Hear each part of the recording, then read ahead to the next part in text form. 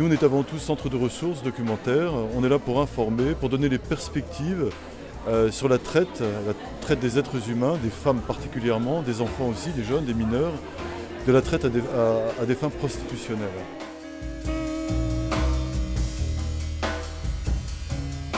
Face à un fléau comme l'exploitation sexuelle, qui est quand même un phénomène de société qui est très sous-estimé, les victimes de cela sont en général invisibles et inaudibles.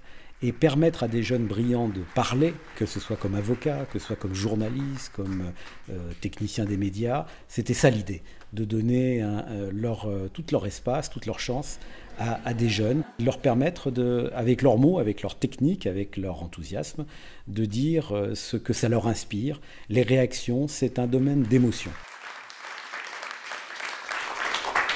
Donc c'est un peu la même chose, j'ai pas vraiment prévu de discours.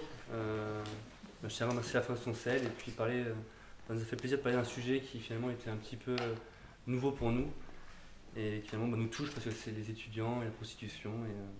Cette enquête, c'était une enquête sur Internet. On s'est simplement posé la question qu'est-ce que ça change et est-ce que le futur du proxénétisme entre guillemets se passe sur le web. Il était urgent de se mobiliser et d'essayer de porter l'information sur la réalité de l'exploitation sexuelle auprès des jeunes, parce que c'est la première cible des criminels organisés et c'est les premiers clients potentiels de demain. Il s'agit de leur faire prendre conscience de leurs responsabilités. Pourquoi ? Tout simplement parce que c'est la forme ultime de la violence faite aux femmes et de la considération vis-à-vis des êtres humains. Et que par conséquent, il n'y a pas un législateur, il n'y a pas un pays démocratique digne de ce nom qui peut tolérer la présence de la prostitution et des formes les plus extrêmes de proxénétisme et qui peut fermer les yeux sur ce sujet comme on le fait trop régulièrement aujourd'hui. Je ne m'attendais pas du tout à avoir le prix du jury, donc je vous remercie beaucoup. J'étais ravie de cette expérience et d'avoir pu participer avec tous mes amis à ce concours de plaidoirie et m'exprimer sur ce sujet qui nous intéresse tous. Donc merci beaucoup.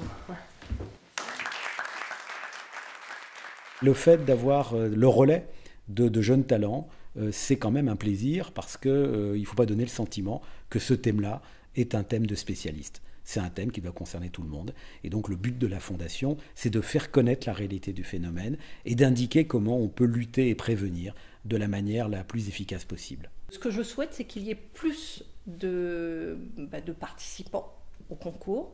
Donc il faut élargir.